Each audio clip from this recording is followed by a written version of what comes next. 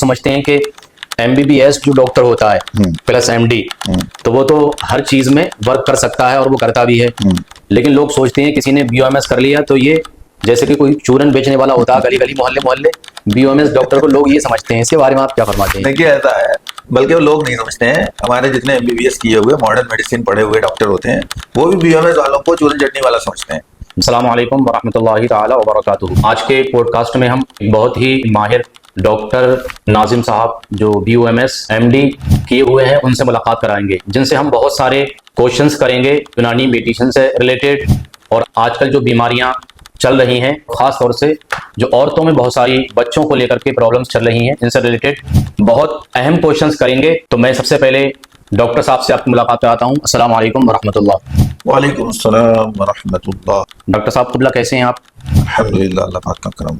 सबसे पहले तो आप ये इरशाद फरमाएं कि आपने BOMS MD कहाँ से किया है और इस डिपार्टमेंट को आपने क्यों मुंतखब किया, इसकी क्या खास वजह रही?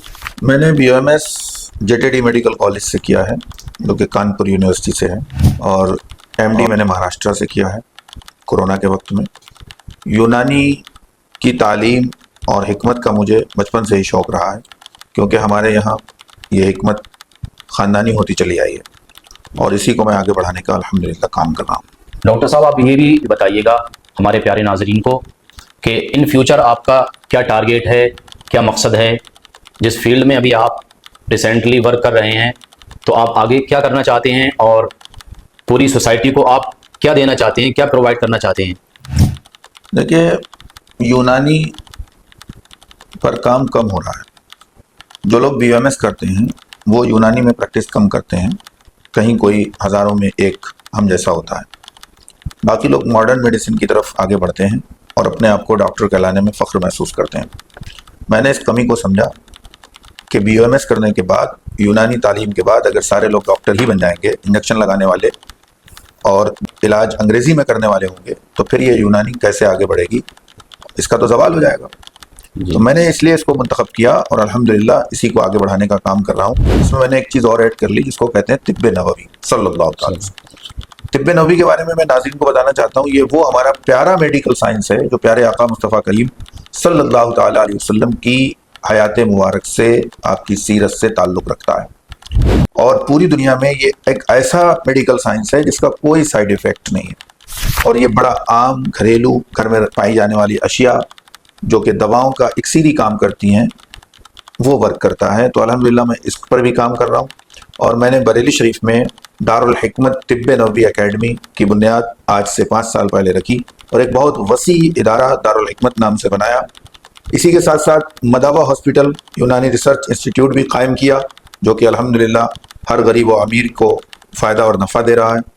इसी के साथ साथ जामी नज़ारपुल प्राइवेट लिमिटेड कंपनी को भी मैंने इस्टेब्लिश किया, उसको खड़ा किया, जिसमें आज अल्हम्दुलिल्लाह हमदर्द, रैक्स, शमा जो भी मशहूर मारूफ कंपनियां हैं उनके मसावी, उनके इक्वल हमारा लाइसेंस है और GMP सर्टिफाइड है, ISO सर्टिफाइड है।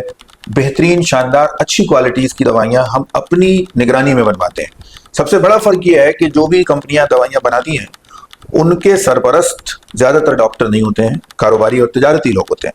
मैंने इस दर्द को भी समझा, अल्हम्दुलिल्लाह मैं अपने निगाहों के सामने, अपनी सरपरस्ती में दवाएं बनवाता हूँ, इनका रिजल्ट भी बहुत शानदार आता है। अच्छा डॉक्टर साहब कुबला, आप ये बताएं कि आपके यहाँ पर ऐसी क्या खास वजह है कि लोग आपकी तरफ खींचे चले आएँ, आपके मदावा हॉस्पिटल आएँ, एलोपैथिक की तरफ ना जाकर के यूनानी की तरफ लोग आएँ? इसके बारे में आप रहनुमाई अता फरमाइए। देखिए, एलोपैथिक की कोई भी दवा हो उसका इफेक्ट भी है और साइड इफेक्ट भी है, असर भी करती है, नुकसान भी करती है, लेकिन हम सब कुदरती हैं, इंसान कुदरत की देन है। हर्बल दवाएं कुदरती दवाएं होती हैं, यूनानी प्रैक्टिस हो, आयुर्वेदा की प्रैक्टिस हो, ये सब हर्बल हैं, कुदरती हैं, इनका कोई साइड इफेक्ट नहीं है। इसलिए जो लोग भी दवाइयाँ इस्तेमाल करते हैं हर्बल में, यूनानी में, आयुर्वेदा में, तो उनको फ़ायदा होता है, किसी किस्म का कोई नुकसान नहीं होता। हाँ, प्रैक्टिस करने वाला हकीम या वैद्य या डॉक्टर कह लें आज की आसान अल्फाज में, ईमानदार होना चाहिए। ऐसा ना हो कि वो, आजकल ये भी देखने में आ रहा है, गली गली मोहल्ले मोहल्ले हकीम बैठे हैं और वो अंग्रेजी दवाइयाँ पाउडर में, सफूफ में, देसी दवाइयों में मिला मिला के लोगों को दे रहे हैं और लोगों के पास भीड़ें लग रही हैं। लेकिन ऐसे लोग ज़्यादा दिन तक नहीं चलते, वो एक दिन बेनकाब हो जाते हैं। हाँ, ये जरूर है कि अगर कोई यूनानी में अच्छा कॉन्सेप्ट, अच्छी प्रैक्टिस के साथ में, अच्छे इल्म और हिकमत के साथ में काम करता है तो अल्हम्दुलिल्लाह लोग उसके पास खुद ही आते रहते हैं। मुझे भी फुर्सत नहीं मिलती है, अपॉइंटमेंट लेना पड़ता है लोगों को, यहाँ 8-8 दिन बाद का नंबर आता है। तो उसकी वजह सिर्फ इतनी है कि मैं कॉन्सेप्ट वाइज ट्रीटमेंट करता हूँ, किसको किस दवा की जरूरत है उसको वैसी ही दवाई दी जाती है और 100% प्योर खालिश दी जाती है।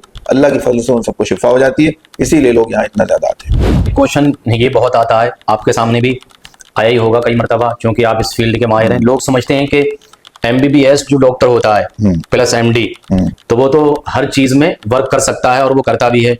लेकिन लोग सोचते हैं किसी ने BOMS कर लिया तो ये जैसे कि कोई चूरन बेचने वाला होता है गली गली मोहल्ले मोहल्ले, BOMS डॉक्टर को लोग ये समझते हैं। इसके बारे में आप क्या फरमाते हैं? देखिए ऐसा है, बल्कि वो लोग नहीं समझते हैं। हमारे जितने MBBS किए हुए मॉडर्न मेडिसिन पढ़े हुए डॉक्टर होते हैं वो भी BOMS वालों को चूरन चटनी वाला समझते जी। हैं, और उसकी वजह हम लोग खुद हैं, यानी हमारी BOMS की टीम ही है। वो क्या करते हैं कि अपनी पैथी में तो प्रैक्टिस करते नहीं, एलोपैथिक में प्रैक्टिस करने लगते हैं। जी। जब वो एलोपैथिक में प्रैक्टिस करते हैं, इंजेक्शन लगाने लगते हैं जी। और बाद बाद में बोतल चढ़ाने लगते हैं, तो अवाम भी कहती है कि भाई हमने जो BOMS किया, BOMS का मतलब है मैं यूनानी में ट्रीटमेंट करूंगा, और जो गवर्नमेंट ने मुझे अथॉरिटी दी है कुछ मेडिकेशन की, कुछ दवाओं की जिनको मैं इस्तेमाल कर सकता हूँ, दर्द की दवा, बुखार की दवा, उल्टी दस्त की दवा, एलर्जी की दवा, ये हमें एलोपैथिक में भी राइट्स हैं, ये हमारे बेसिक राइट्स हैं, हमको कानून बना करके दिया गया। लेकिन लोग क्या करते हैं, बड़े बड़े स्टेरॉइड इंजेक्शन लगाना शुरू कर देते हैं, हाई एंटीबायोटिक देना शुरू कर देते हैं। तो अब हम भी कहती है कि यार ये अजीब लोग हैं, और डॉक्टर भी कोई इज्जत नहीं करते। लेकिन अल्हम्दुलिल्लाह हमारे पास में एलोपैथिक ट्रीटमेंट करने वाले MBBS MD वो भी इलाज के लिए आते हैं, अल्लाह का फजल है, और बहुत इज्जत देते हैं। क्यों? उनको मालूम है ये बंदा अपनी पैथी में प्रैक्टिस कर रहा है। और आज मुझ में और दूसरों में यही फर्क है जी। कि आज अल्लाह के फजल से जो लोग मुझे जानते हैं, आप लोगों की दुआओं से, जी। अल्लाह की रहमत है, ये मेरा इसमें कुछ भी नहीं, जो आज पूरी दुनिया में लोग जान रहे हैं और इज्जत देते हैं, मोहब्बत करते हैं, उसकी वजह यही है कि मैंने अपनी प्रैक्टिस को, यानी अपने यूनानी प्लेटफॉर्म को नहीं छोड़ा, इसलिए मुझे मदद मिल रही है। जी जी बिल्कुल। देखा नाजरीन आपने कि डॉक्टर साहब ने बहुत ही शॉर्टली इसको क्लियर कर दिया कि जो MBBS डॉक्टर्स होते हैं वो अपनी फील्ड में वर्क करते हैं, जो MS जो डॉक्टर्स होते हैं वो अपनी फील्ड के माहिर हैं, तो अपनी फील्ड ही में वर्क करें। बल्कि मैं तो एक अपील करूंगा आपके इस प्रोग्राम से कि जितने भी BOMS वाले हैं उनको चाहिए कि अपनी प्रैक्टिस को मजबूत करें और यूनानी पर आए। आज दुनिया यूनानी की तरफ, कुदरत की तरफ बढ़ रही है। जी। लोग चाहते हैं कि साइड इफेक्ट वाली दवा न मिले, लेकिन होता क्या है, ये BOMS करने वाले ज्यादातर लोग इंजेक्शन लगा के इतना माहिर हो चुके होते हैं कि उधर जाना नहीं चाहते। मैं चाहता हूँ आप आइए, अगर आपके अंदर अल्लाह ना करे कोई इल्म की कमी है, कहीं से कुछ रह गया है, कॉन्फिडेंस की कमी है, तो आप आइए, मैं उसके लिए बैठा हूँ, मैं आपको भी सिखाने के लिए तैयार हूँ।